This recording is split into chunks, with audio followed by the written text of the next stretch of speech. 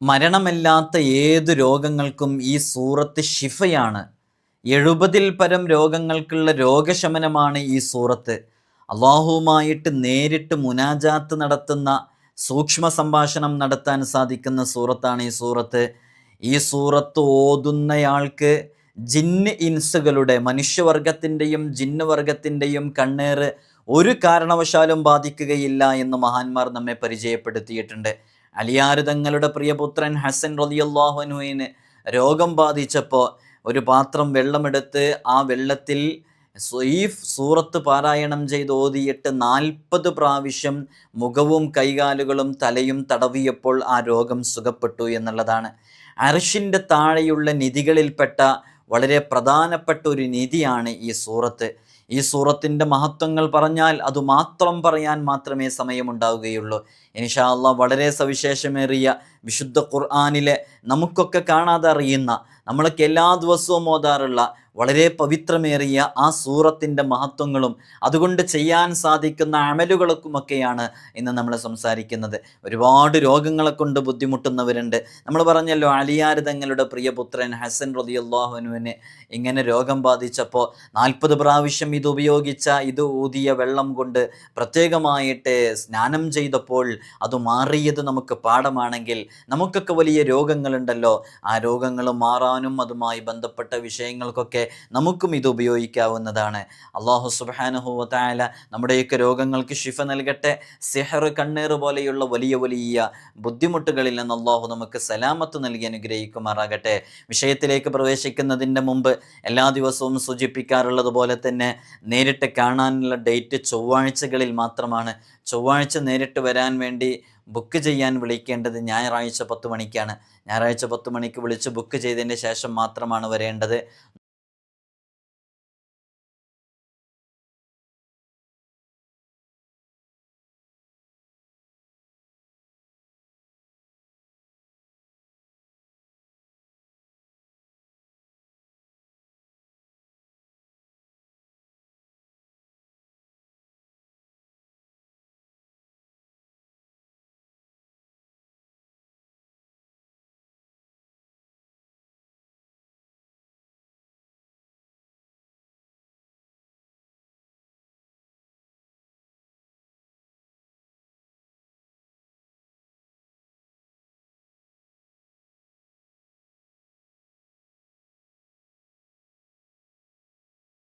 വിശുദ്ധ ഖുർആനിലെ വളരെ സവിശേഷമേറിയൊരു സൂറത്ത്, നമ്മളൊക്കെ സ്ഥിരമായി ഓതുന്ന സൂറത്ത് അല്ലേ?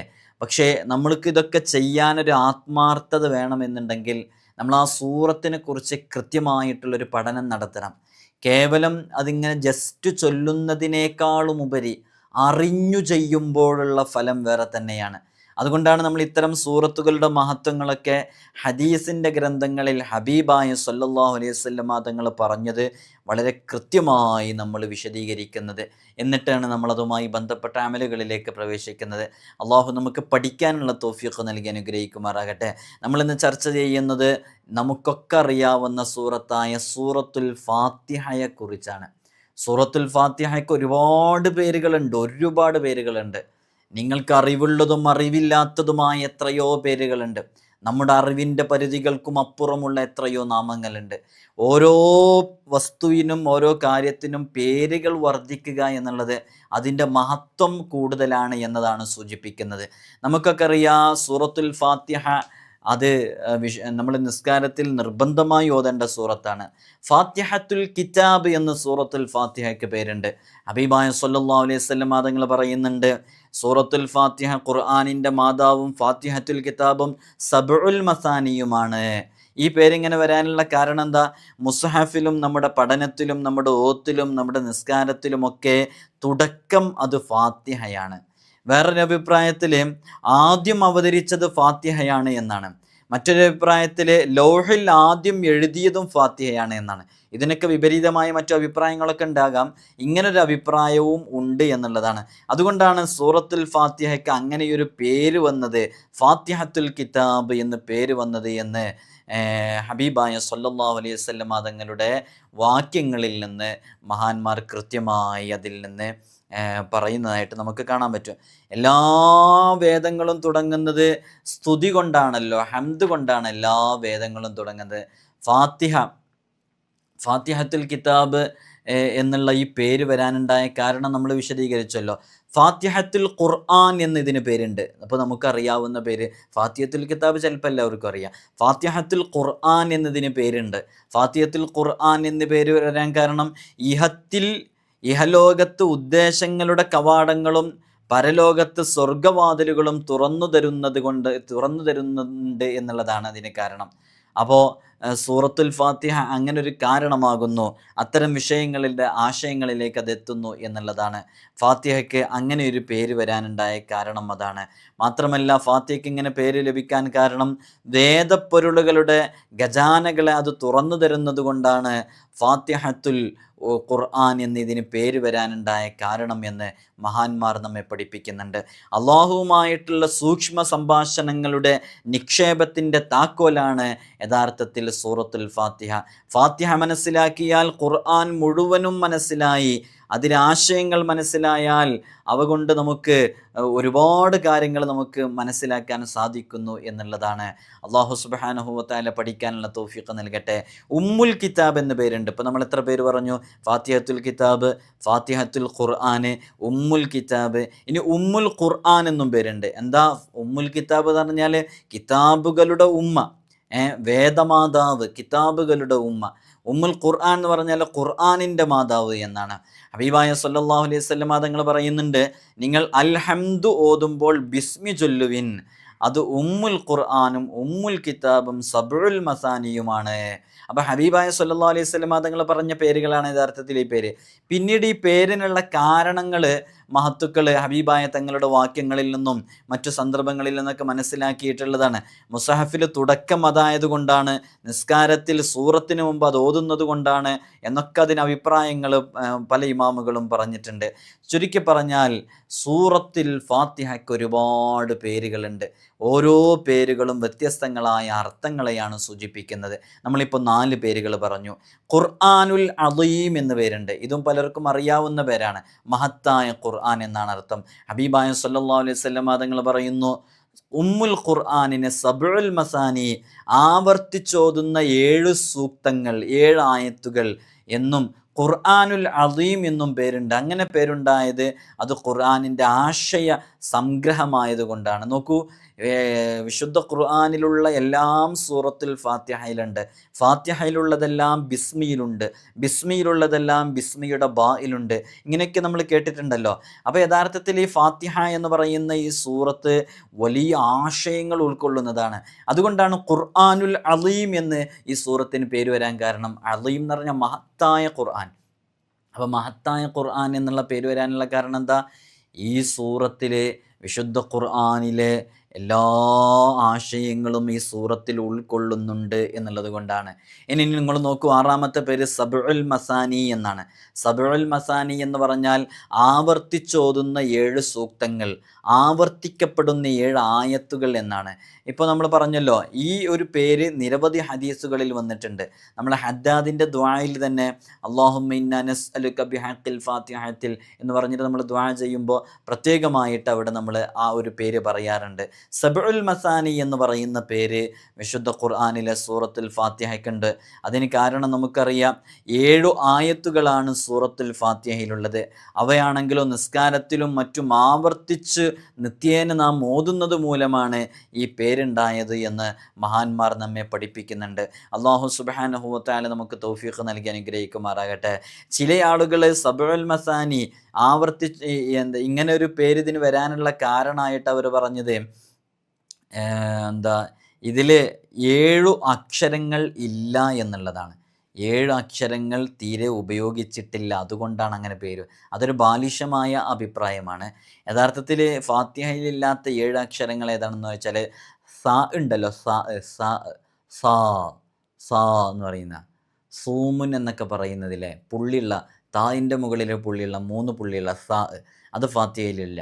2ാമത്തെ അക്ഷരം ജീമാണ്, അത് ഫാത്തിഹയിലില്ല. 3ാമത്തത് പുള്ളിയുള്ള ഖാഫല്ല, ആ അക്ഷരം, അത് സൂറത്തുൽ ഫാത്തിഹയിലില്ല. അതേപോലെ തന്നെ എന്താ ഷീന് ഫാത്തിഹയിലില്ല, ലാ ഫാത്തിഹയിലില്ല, ഫാ ഫാത്തിഹയിലില്ല. ഇങ്ങനെ ഈ പറഞ്ഞതിൽ ചില അക്ഷരങ്ങൾ വിട്ടുപോയിട്ടുണ്ട്. ഈ അക്ഷരങ്ങളൊക്കെ കൂടിയിട്ട് ഇത് ഫാത്തിഹയിൽ ഇല്ലാത്ത അക്ഷരങ്ങളാണ് എന്നാണ്. അപ്പോൾ ഈ അക്ഷരങ്ങൾ ഫാത്തിഹയിൽ ഇല്ലെന്ന് ഉറപ്പ് വരുത്താനുണ്ട്. അക്ഷരങ്ങളുടെ ക്ലിയർ ചെയ്തിട്ട് സമയം പോകുന്നുള്ളതുകൊണ്ട് അതിലേക്ക് പ്രവേശിക്കാതിരിക്കണം. അപ്പോൾ ഈ 7 അക്ഷരങ്ങൾ ഫാത്തിഹയിൽ ഇല്ലാത്തത് കൊണ്ടാണ് യഥാർത്ഥത്തിൽ ഫാത്തിഹയ്ക്ക് അങ്ങനെ ഒരു പേര് വന്നത് എന്നാണ് പറയുന്നത്.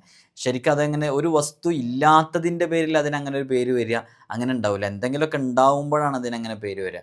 ഇപ്പോൾ സബീഉൽ മസാനി എന്ന് പറഞ്ഞാൽ ആ ഒരു 7 തരം അദബുകൾ ഓരോ ആയത്തിലും ഓരോ അദബുകളുണ്ട്. അതുകൊണ്ടാണ് അതിൽ സബീഉൽ മസാനി എന്ന പേര് വന്നതൊക്കെ കാണാം. നമ്മൾ പറയുന്നത് ഫാത്തിഹയുടെ മഹത്വങ്ങളാണ്. ഫാത്തിഹയുടെ മഹത്വങ്ങൾ നമുക്ക് മനസ്സിലാക്കണമെങ്കിൽ യഥാർത്ഥത്തിൽ ആ ഫാത്തിഹകളുടെ ഓരോ പേരുകളും നമ്മൾ മനസ്സിലാക്കണം. മടക്കി മടക്കി ഓതുന്നത് എന്ന അർത്ഥമുള്ളത് കൊണ്ടാണ് ഇതിന് സബഉൽ മസാനി എന്ന പേര് വന്നത് എന്നും തഫ്സീറിൻ്റെ ഗ്രന്ഥങ്ങളിൽ നിന്ന് നമുക്ക് മനസ്സിലാക്കാൻ സാധിക്കുന്നതാണ്. അപ്പോൾ അതേപോലെ തന്നെ ഫാത്തിഹയുടെ മറ്റൊരു പേരാണ് വാക്കിയ എന്ന് പറയുന്ന പേര്. സംരക്ഷകൻ എന്നുള്ള അർത്ഥത്തിന് വരുന്ന വാക്കിയ എന്ന് പറയുന്ന പേര്. ഈ പേരിന് കാരണം ഫാത്തിഹ ഓതുന്നവരെ അള്ളാഹു സുബ്ഹാനഹു വ തആല ആഫത്തുകളിൽ നിന്നും രോഗങ്ങളിൽ നിന്നും കാത്തുരക്ഷിക്കുന്നു. ഹബീബായ സല്ലല്ലാഹു അലൈഹി വസല്ലം തങ്ങൾ പറഞ്ഞൊരു ഹദീസാണ് ഇതിന് കാരണം. മുത്തുനബി സല്ലല്ലാഹു അലൈഹി വസല്ലം തങ്ങൾ പറയുന്നുണ്ട്, ഫാത്തിഹയും ആയത്തുൽ കുർസിയും ഒരാൾ തൻ്റെ വീട്ടിൽ വെച്ച് ഓതിയാൽ ആ ദിവസം അയാൾക്ക് ജിന്നിൻ്റെയോ ഇൻസിൻ്റെയോ കണ്ണേറു ബാധിക്കുകയില്ല എന്ന് അഷ്റഫുൽ ഖൽഖ് മുഹമ്മദ് റസൂലുള്ളാഹി സ്വല്ലല്ലാഹു അലൈഹി വസല്ലം തങ്ങൾ പറയുന്നുണ്ട്. ഇബ്നു അബ്ബാസ് റളിയല്ലാഹു അൻഹു പറയുന്നു, മഹാനരായ അലി ഇബ്നു അബി ത്വാലിബ് റളിയല്ലാഹു അൻഹു മഹാനവറുകളുടെ പുത്രൻ ഹസൻ റളിയല്ലാഹു അൻഹു രോഗം ബാധിച്ചു. അങ്ങനെ രോഗം ബാധിച്ചപ്പോൾ ഹബീബായ സ്വല്ലല്ലാഹു അലൈഹി വസല്ലം തങ്ങൾക്ക് വിഷമമുണ്ടായി. അവിടുത്തെ മരുമകനാണല്ലോ. പേരക്കുട്ടിക്ക് രോഗം വന്നപ്പോൾ വലിയ വിഷമമായി. അപ്പോൾ വഹ്യുണ്ടായി, ഫാ എന്ന അക്ഷരമില്ലാത്ത സൂറത്ത് ഒരു പാത്രം ജലത്തിൽ ഓതുക, 40 പ്രാവശ്യം അതുകൊണ്ട് കുട്ടിയുടെ മുഖവും കൈകാലുകളും തലയും ശരീരമാകെയും കഴുകുക, ദുരിതങ്ങളും വേദനകളും ശമിക്കും. ഇത് നബി സല്ലല്ലാഹു അലൈഹി വസല്ലം തങ്ങൾക്ക് വഹ്യ് മുഖേന ലഭിച്ച ഒരു പരിഹാരമാണ്. നമുക്കും ചെയ്യാം. എന്തെങ്കിലും രോഗങ്ങൾ ഉണ്ടാകുമ്പോൾ, അല്ലെ നമ്മുടെ പേരമക്കൾക്ക് രോഗങ്ങൾ ഉണ്ടാകുമ്പോൾ നല്ലൊരു പരിഹാരമാണ് ഇതല്ലേ. 40 പ്രാവശ്യം അതുകൊണ്ട് എന്ത് ചെയ്യുക, മുഖം, കൈകാലുകൾ, തല, ശരീരം മുഴുവനും ഒന്ന് കഴുകുക. അപ്പോൾ ചിലപ്പോൾ എന്തെങ്കിലും കണ്ണേറ് മുഖേനയോ അല്ലെങ്കിൽ എന്തെങ്കിലും വേറെ എന്തെങ്കിലും കാരണങ്ങളായിട്ടൊക്കെ ഉണ്ടായതാണെന്നുണ്ടെങ്കിൽ എന്തു തന്നെയായാലും ഹബീബായ സല്ലല്ലാഹു അലൈഹി വസല്ലം തങ്ങൾ അവിടുത്തെ പ്രിയപ്പെട്ട പേരക്കുട്ടിക്ക് അങ്ങനെ ഒരു രോഗമുണ്ടായപ്പോൾ ആ രോഗം ഷിഫയാകാൻ വേണ്ടി പറഞ്ഞു കൊടുത്ത വളരെ പ്രധാനപ്പെട്ട ഒരു അമലായതുകൊണ്ട് നമുക്കത് മുറുകെ പിടിച്ച് ചെയ്യാവുന്നതാണ്. അള്ളാഹു നമുക്ക് തൗഫീഖ് നൽകി അനുഗ്രഹിക്കുമാറാകട്ടെ. നമ്മുടെ ശരീരത്തിലൊക്കെ എത്ര രോഗങ്ങൾ എവിടെയെല്ലാം ഉണ്ട്. ആ രോഗങ്ങളൊക്കെ മാറാൻ ഈ ഒരു അമലൊരു കാരണമായി അള്ളാഹു നമ്മിൽ നിന്ന് സ്വീകരിക്കട്ടെ. ഇത് നിങ്ങൾ എവിടെയെങ്കിലും എഴുതി വെച്ചോ, വളരെ ആത്മാർത്ഥമായി ചെയ്യുക. അള്ളാഹു നമുക്ക് തൗഫീഖ് നൽകി അനുഗ്രഹിക്കുമാറാകട്ടെ. കൻസ് എന്നുള്ളൊരു പേരുണ്ട്. കൻസുല്ലഹുമ വകാന അബൂഹുമ സ്വാലിഹ എന്ന് സൂറത്തുൽ കഹ്ഫിൽ കേട്ടില്ല. എന്താ കൻസ് എന്ന് പേര് വരാൻ കാരണം? ഈ പേരിങ്ങനെ വരാൻ കാരണം കശാഫിൽ പറഞ്ഞത് തന്നെയാണ്. ഹബീബായ സല്ലല്ലാഹു അലൈഹി വസല്ലം തങ്ങൾ പറയുന്നു, അള്ളാഹു സുബ്ഹാനഹു വ തആല ഫാത്തിഹ ഒരു നിധിയാണ്, എൻ്റെ അർശിൻ്റെ ചുവട്ടിലുള്ള നിധികളിൽ ഒന്നാണതെന്ന് അള്ളാഹു സുബ്ഹാനഹു വ തആല പറയുന്നുണ്ട്. അതുകൊണ്ടാണ് സൂറത്തുൽ ഫാത്തിഹയ്ക്ക് കൻസ് എന്നുള്ള പേര് വരാനുണ്ടായ കാരണം. കൻസ് എന്നുള്ളത് ഖുർആനിൽ പ്രയോഗിച്ചൊരു പ്രയോഗമാണ്. സൂറത്തുൽ കഹ്ഫിൽ നമുക്കത് കാണാം. നിധി എന്നാണ് അതിനർത്ഥം. അലിയാർ തങ്ങൾ പറയുന്നുണ്ട്, അർശിന് താഴെയുള്ള നിധിയിൽ നിന്നാണ് ഫാത്തിഹ അവതരിച്ചത്. അതായത് അള്ളാഹുവിൻ്റെ സിഫത്തുകൾ, ഇസ്മുകൾ, പ്രവർത്തികൾ, പരലോകം, സിറാത്ത്, പ്രതിഫലം തുടങ്ങിയവയൊക്കെ ഉൾക്കൊള്ളുന്ന ബ്രഹ്മജ്ഞാന രഹസ്യനിധികളിൽ നിന്നാണ് ഫാത്തിഹ അവതരിച്ചത് എന്നുള്ളതാണ്. അലിയാർ തങ്ങൾ പറയുന്നുണ്ട്, ഞാൻ വിചാരിച്ചാൽ ഫാത്തിഹയ്ക്ക് 70 ഒട്ടകച്ചുമടുകളോളം വ്യാഖ്യാനം എഴുതാൻ സാധിക്കും. ഇത് നിങ്ങൾ പലപ്പോഴും കേട്ടിട്ടുണ്ടാവും. അലിയാർ തങ്ങൾ പറയുകയാണ്, ഞാൻ വിചാരിച്ചു കഴിഞ്ഞാൽ 70 ഒട്ടകത്തിന് ചുമക്കാനുള്ള അത്രയും ഫാത്തിഹയുടെ വിശദീകരണം, വ്യാഖ്യാനം എനിക്ക് എഴുതാൻ സാധിക്കുമെന്ന്. ഫാത്തിഹയുടെ മഹത്വം പറഞ്ഞാൽ തീരുകയില്ല. ഫാത്തിഹ നന്നായിട്ട് ഓതാൻ പഠിക്കൽ നമ്മുടെ മേൽ നിർബന്ധമായ ബാധ്യതയാണ്. അതറിയൂലേ? ഒരാൾ ഫാത്തിഹ ഓതിയിട്ടില്ലെങ്കിൽ അവൻക്ക് നിസ്കാരമില്ല എന്ന് അഷ്റഫുൽ ഖൽഖ് മുഹമ്മദ് റസൂലുള്ളാഹി സ്വല്ലല്ലാഹു അലൈഹി വസല്ലം തങ്ങൾ. എനിക്ക് ഫാത്തിഹ ഓതാൻ അറിയാമെന്ന് പറഞ്ഞിരുന്നിട്ട് കാര്യമില്ല. നമ്മൾ ഓതുന്ന ഫാത്തിഹ ആയിരിക്കില്ല യഥാർത്ഥ ഫാത്തിഹ. ഫാത്തിഹയുടെ ഓരോ അക്ഷരങ്ങളും അതിൻ്റെ മഖ്റജിൽ നിന്ന് കൃത്യമായി പുറപ്പെടുവിച്ച് അക്ഷരങ്ങൾ കൃത്യമായ രൂപത്തിൽ തന്നെ ഉച്ചരിച്ച് ഓതുമ്പോഴാണ് ഫാത്തിഹ ഓതി എന്ന് പറയുള്ളൂ. അങ്ങനെ ഫാത്തിഹ ഓതി നിസ്കരിച്ചാലാണ് നിസ്കാരം ശരിയാവുക. ഈ അടുത്തൊരു പ്രായമുള്ള ഒരു ഉസ്താദ്, നല്ല ഖിറാഅത്ത് അറിയുന്ന, നല്ല ഓതാനറിയുന്ന ഒരു ഉസ്താദ്, ആർക്കും ആ ഉസ്താദിൻ്റെ ഓത്ത് കേട്ടിട്ടുണ്ടെന്നുണ്ടെങ്കിൽ ഒരു തെറ്റുണ്ട് എന്ന് തോന്നൂല. മാത്രമല്ല ഉസ്താദിൻ്റെ പ്രധാന ഡ്യൂട്ടി എന്ന് പറയുന്നത് തന്നെ പണ്ഡിതന്മാർക്ക് ഖുർആൻ ഓതി കൊടുക്കുന്നതാണ് ഡ്യൂട്ടി. അഥവാ പണ്ഡിതന്മാർക്ക് ഹിസ്ബ് എന്ന് പറയും, ഖുർആന് തജ്വീദ് അനുസരിച്ച് ഓതാൻ വേണ്ടി പഠിപ്പിക്കുന്ന, ആ രൂപത്തിൽ പഠിപ്പിക്കുന്ന ഒരു അധ്യാപകനായ നല്ല പ്രായമുള്ളൊരു ഉസ്താദ് ഈ അടുത്ത് പറയുന്നതായിട്ട് കേട്ടു. ഞാൻ ഈ അടുത്തും എൻ്റെ ഷെയ്ഖിന് പോയിട്ട് എൻ്റെ ഫാത്തിഹ 1 തവണ 2 തവണ 3 തവണയൊക്കെ ഓതിക്കൊടുത്ത് എൻ്റെ ഫാത്തിഹയിൽ വല്ല തെറ്റുമുണ്ടോ എന്ന് ഞാൻ ഇടയ്ക്കിടയ്ക്ക് പോയിട്ട് തിരുത്താറുണ്ട് എന്ന് ആ ഉസ്താദ് പറഞ്ഞപ്പോഴാണ് നമ്മളൊക്കെ നമ്മുടെ ഫാത്തിഹയുടെ ഒരു അവസ്ഥ എവിടെയാണെന്ന് ആലോചിച്ചത്. ചിലർ ഫാത്തിഹ അങ്ങ് ഓതി അങ്ങ് തീർക്കും. നിസ്കാരത്തിൽ അത്തരം ഫാത്തിഹകളെ കൊണ്ട് നമുക്ക് നിസ്കാരം സ്വഹീഹാകൂല. നിസ്കാരത്തിൽ ശരിയായിട്ട് തന്നെ ഫാത്തിഹ ഓതണം. നിസ്കാരത്തിൻ്റെ ഫർദുകൾ വിശദീകരിക്കുന്ന ഫിഖ്ഹിൻ്റെ കിതാബുകളിലൊക്കെ ഫാത്തിഹ ഓതുക എന്ന് പറയുന്ന ഭാഗത്ത് കൃത്യമായിട്ട് ഓരോ അക്ഷരവും ഇന്ന അക്ഷരമായിട്ട് മാറിയാൽ അത് ഇന്ന സ്ഥലത്തു നിന്നല്ലാതെ പുറപ്പെട്ട് കഴിഞ്ഞാൽ ആ ഫാത്തിഹ ശരിയാകൂല എന്നൊക്കെ പറഞ്ഞ് ഇന്ന് ഇമാമുകൾ കൃത്യമായി വിശദീകരിച്ചിട്ടുണ്ട്. ഫാത്തിഹ നന്നായിട്ട് പഠിക്കണം. നമ്മളിപ്പോൾ ഫാത്തിഹൻ്റെ പാരായണ ശാസ്ത്രമല്ലല്ലോ പറയുന്നത്, നമ്മൾ അതുകൊണ്ട് നേടിയെടുക്കാൻ പറ്റുന്ന ഗുണങ്ങളെക്കുറിച്ചാണ് നമ്മൾ പറയുന്നത്. അപ്പോൾ അലിയാർ തങ്ങൾ പറയുകയാണ്, ഫാത്തിഹ ഞാൻ വിചാരിച്ചാൽ ഫാത്തിഹയ്ക്ക് 70 ഒട്ടകച്ചുമടുകളോളം വ്യാഖ്യാനം എഴുതാൻ എനിക്ക് സാധിക്കുമെന്നുള്ളതാണ്. അള്ളാഹു നമുക്ക് ഫാത്തിഹ കൊണ്ട് നേടിയെടുക്കാനുള്ള എല്ലാ ഗുണങ്ങളും നേടിയെടുക്കാനുള്ള തൗഫീഖ് നൽകി അനുഗ്രഹിക്കുമാറാകട്ടെ. കാഫിയ എന്ന ഫാത്തിഹയ്ക്ക് പേരുണ്ട്, മതിയാക്കി തരുന്നത് എന്നാണ് ഇതിനർത്ഥം. എന്താണ് ഇതിൻ്റെ കാരണം? നിസ്കാരത്തിൽ മറ്റു സൂറത്തുകൾക്ക് പകരം ഇത് ഓതിയാൽ മതിയാകും, മറിച്ച് മറ്റേത് സൂറത്ത് ഓതിയാലും ഇതിന് പകരമാവില്ല. ഫാത്തിഹ ഓതൽ നിസ്കാരത്തിൻ്റെ ഒരു ഫർളാണ്, ഒരു റുക്കിനാണ്. ആ ഫാത്തിഹ ഓതിയാലേ നിസ്കാരം ശരിയാവുള്ളൂ. ഇനി ഏതെങ്കിലും ഒരു സൂറത്ത് ഫാത്തിഹയുടെ ഭാഗത്തേക്ക് ഓതാൻ പറ്റുമോ? ഇല്ല. ഫാത്തിഹയുടെ ഭാഗത്ത് ഫാത്തിഹ തന്നെ ഓതണം എന്നുള്ള. നൃത്തത്തിൽ ഒരാൾ തക്ബീർ അല്ലിയിട്ട് ദുആഉൽ ഇഫ്തിതാഹ് വജ്ജഹത്ത് ഓതിയതിൻ്റെ ശേഷം ഫാത്തിഹയാണ് ഓതേണ്ടത്. ആ ഫാത്തിഹയ്ക്ക് പകരമായിട്ട് വേറെ ഏതെങ്കിലും സൂറത്ത് ഇതിനേക്കാളും വലുതോ ചെറിയതോ ആയ ഏത് സൂറത്ത് ഓതിയാലും പരിഹാരമാകില്ല. നേരെ മറിച്ച് ഒരാൾ ഫാത്തിഹ ഓതിയിട്ട് പിന്നൊരു സൂറത്ത് ഓതണം, അവിടെ ഫാത്തിഹ ഓതിയാലും കുഴപ്പമില്ല. അത് സൂറത്ത് എന്ന പരിഗണനയിൽ അവിടെ ഏത് സൂറത്തും ഓതാം, ഫാത്തിഹയും ഓതാം. പക്ഷേ ഫാത്തിഹയുടെ സ്ഥാനത്ത് ഫാത്തിഹ തന്നെ ഓതണം. അതുകൊണ്ടാണ് ഇതിന് കാഫിയ എന്ന് പേര് വരാൻ കാരണം, മതിയാക്കി തരുന്നത് എന്നാണ്. എന്താണ്? നിസ്കാരത്തിൽ മറ്റു സൂറത്തുകൾക്ക് പകരം ഈ സൂറത്ത് ഓതിയാൽ മതിയാകുന്നതാണ്. പക്ഷേ ഈ സൂറത്തിന് പകരം മറ്റൊരു സൂറത്തും മതിയാകുകയില്ല. അതുകൊണ്ടാണ് ഇതിനങ്ങനെ പേര് വരാനുള്ള കാരണം. അസാസ് എന്നുള്ള പേര് ഈ സൂറത്തിനുണ്ട്. എന്താണ് അസാസ് എന്നുള്ള പേര് വരാൻ കാരണം? ഫാത്തിഹ ഖുർആനിൻ്റെ ആദ്യത്തെ അധ്യായമാണ്. അതിൻ്റെ ഖുർആനിൻ്റെ ധാതുവുമാണ് യഥാർത്ഥത്തിൽ ഫാത്തിഹ എന്നുള്ളത്. അല്ലാഹു സുബ്ഹാനഹു വ തആല ഫാത്തിഹ കൃത്യമായി പഠിക്കാൻ അതൊരു തൗഫീഖാണ്. നേരത്തെ നമ്മൾ സൂചിപ്പിച്ചതുപോലെ തന്നെ നമ്മൾ ഇടയ്ക്കിടയ്ക്ക് ഏതെങ്കിലും ഒരു ഉസ്താദിൻ്റെ അടുക്കൽ പോയിട്ട് ഫാത്തിഹ ഓതി കൊടുക്കണം. ഓതി കൊടുത്തിട്ട് എൻ്റെ ഫാത്തിഹയ്ക്ക് എന്തെങ്കിലും തെറ്റുണ്ടോയെന്ന്. ഹിസ്ബിൻ്റെ ക്ലാസ് എന്ന് പറഞ്ഞാൽ ചിലപ്പോൾ 40 ദിവസം നീണ്ടു നിൽക്കുന്ന ക്ലാസ് ആയിരിക്കും. അപ്പോൾ അവർക്കൊക്കെ എപ്പോഴും ഖുർആനുമായിട്ട് ബന്ധപ്പെടുന്നവരും ഖുർആനിൻ്റെ ഓരോ നിയമങ്ങളും സൂക്ഷിച്ച് അതിൻ്റെ അക്ഷരങ്ങൾ കൃത്യമായി പുറപ്പെടുവിച്ച് ഓതുന്ന, ആ കൃത്യമായി മുഴുവനായിട്ട് ഓതാനറിയുന്ന ഉസ്താദുമാർ തന്നെ, അത് പഠിപ്പിച്ചു കൊടുക്കുന്ന ഉസ്താദുമാർ തന്നെ അവരുടെ ഗുരുവര്യന്മാർക്ക് ഇടയ്ക്കിടയ്ക്ക് എൻ്റെ ഫാത്തിഹയിൽ തെറ്റുണ്ടോയെന്ന് പോയി ഓതി കൊടുക്കാറുണ്ട് എന്ന് പറയുമ്പോൾ നമ്മളൊക്കെ ഫാത്തിഹ എത്രത്തോളം നമ്മുടെ ഉസ്താദുമാർക്കൊക്കെ ഓതിയിട്ട് എന്തെങ്കിലും തെറ്റുണ്ടോയെന്ന് ചോദിച്ച് നമ്മൾ മനസ്സിലാക്കണം. അങ്ങനെയുള്ള വല്ല കോഴ്സുകളിലൊക്കെ ചേർന്ന് പഠിക്കുകയും വേണം.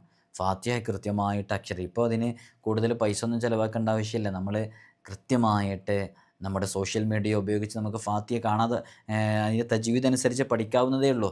ഒരുപാട് വീഡിയോസ് ഫാത്തിഹ കൃത്യമായിട്ട് ഓതി പഠിപ്പിച്ചിരുന്ന, നമ്മുടെ വായ എങ്ങനെയാവണം, ചുണ്ടെങ്ങനെയാവണം, നാവ് എങ്ങനെയാവണം, നാവിൻ്റെ തല ഏതു ഭാഗത്ത് സ്പർശിക്കണം, ഓരോ അക്ഷരങ്ങളും പുറപ്പെടുവിക്കുമ്പോൾ എന്നൊക്കെ പഠിക്കാനുള്ള സംവിധാനങ്ങൾ ഉണ്ടായിട്ട് ഇന്ന് പഠിക്കാതെ പോയിട്ടുണ്ടെങ്കിൽ നമ്മൾ കുറ്റക്കാരാകുന്നതാണ്. അള്ളാഹു നമുക്ക് അത്തരം പ്രയാസങ്ങളെ തൊട്ട് നമുക്ക് വലിയ സലാമത്ത് നൽകട്ടെ. നമ്മൾ ഇത്രയും നാൾ നിസ്കരിച്ച നിസ്കാരത്തിലൊക്കെ ഫാത്തിഹ എത്രത്തോളം ശരിയായിട്ടുണ്ട് എന്നുള്ളത് നമുക്ക് പോലും അറിയൂല.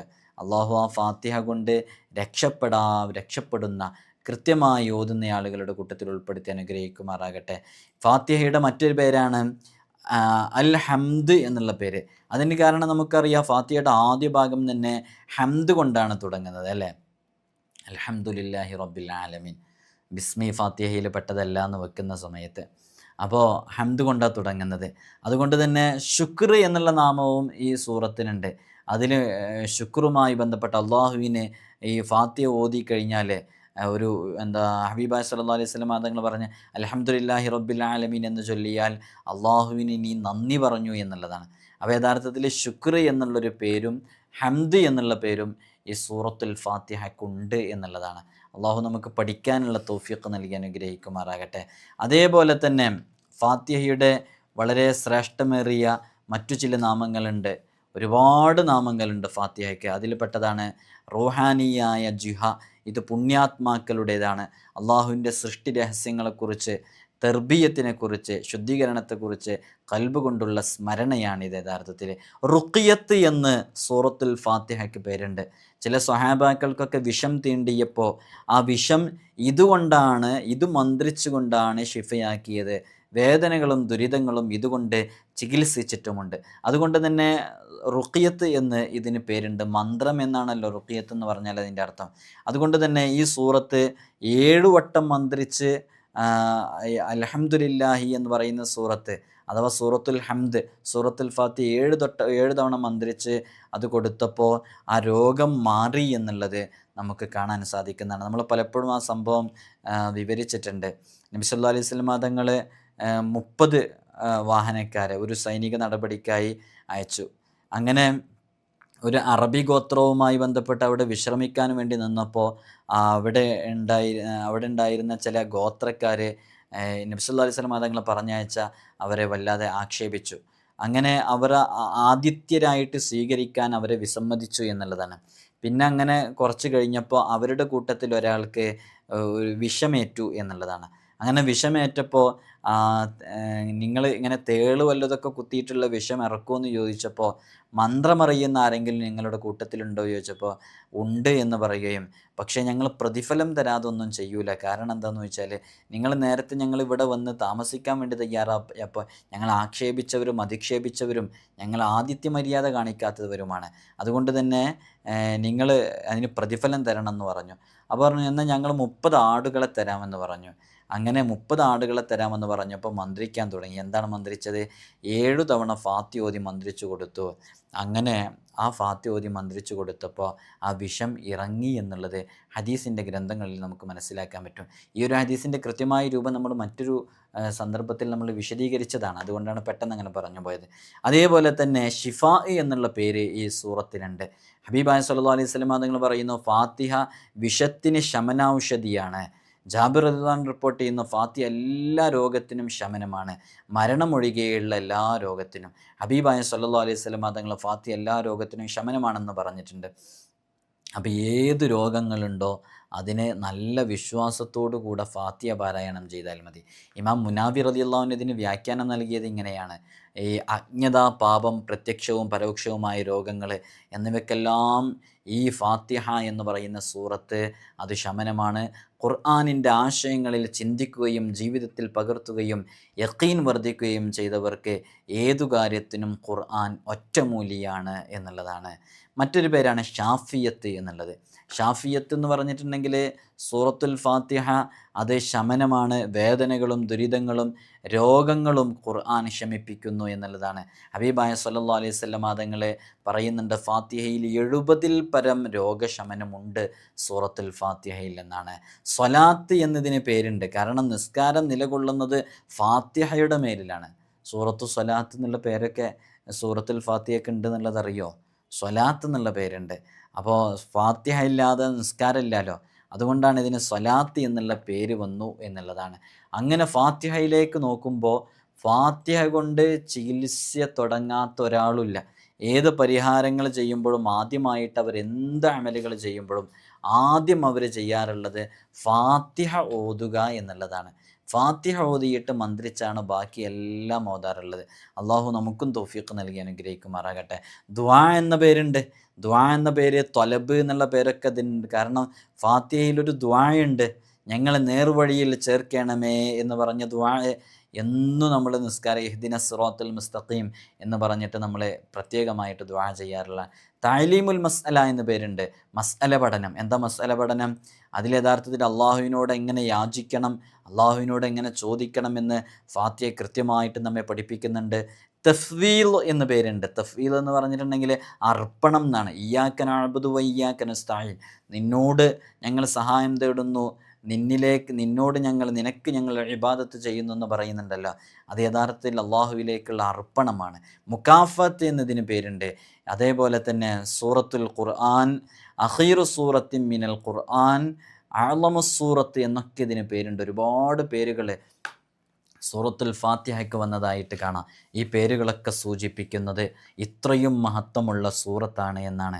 ഇത് കേട്ട് നിങ്ങളോട്, കേൾക്കുന്നവരോട് ഓർമ്മപ്പെടുത്താനുള്ളത്, ഫാത്തിഹ ഇല്ലാതെ നിസ്കാരമില്ല എന്ന് മുത്തുനബി സല്ലല്ലാഹു അലൈഹി വസല്ലം തങ്ങൾ പറഞ്ഞിട്ടുണ്ടെങ്കിൽ ആ ഫാത്തിഹയുടെ മഹത്വത്തിലാണ്.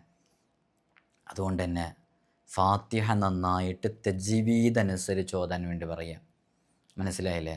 ഫാത്തിഹ നന്നായിട്ട് തജ്വീദനുസരിച്ച് ഓതാൻ വേണ്ടി പഠിക്കുക. നമ്മളൊന്ന് ഉച്ചരിക്കുന്നത് പോലെയല്ല യഥാർത്ഥത്തിൽ ഫാത്തിഹയുടെ ഉച്ചാരണം ഉള്ളത്. അത് കൃത്യമായി പഠിക്കുക തന്നെ വേണം. എനിക്കത് പഠിക്കാനുള്ള അവസരം ഉണ്ടായിട്ടില്ല എന്ന് പറഞ്ഞ് നാളെ റബ്ബിൻ്റെ അടുക്കൽ നിന്ന് രക്ഷപ്പെടാനുള്ളൊരവസരം നമ്മെപ്പോലെയുള്ളവർക്കില്ല. കാരണം പഠിക്കാനുള്ള സാഹചര്യം എല്ലായിടങ്ങളിലും ഉണ്ടായതുകൊണ്ട്. രക്ഷപ്പെടാൻ പറ്റണമെങ്കിൽ നിങ്ങൾ മനുഷ്യവാസമില്ലാത്ത ഏതെങ്കിലും മലമുകളിൽ താമസിക്കുന്നവരായിരിക്കണം. അങ്ങനെയൊന്നുമല്ലല്ലോ. അള്ളാഹു നമ്മൾ ഇത്രയും നാൾ നിസ്കരിച്ച നിസ്കാരങ്ങളൊക്കെ നമ്മിൽ നിന്ന് കബൂലാക്കട്ടെ ഇൻഷാ അള്ളാഹ്. ഒരാവർത്തി കൂടി ഓർമ്മപ്പെടുത്തണം.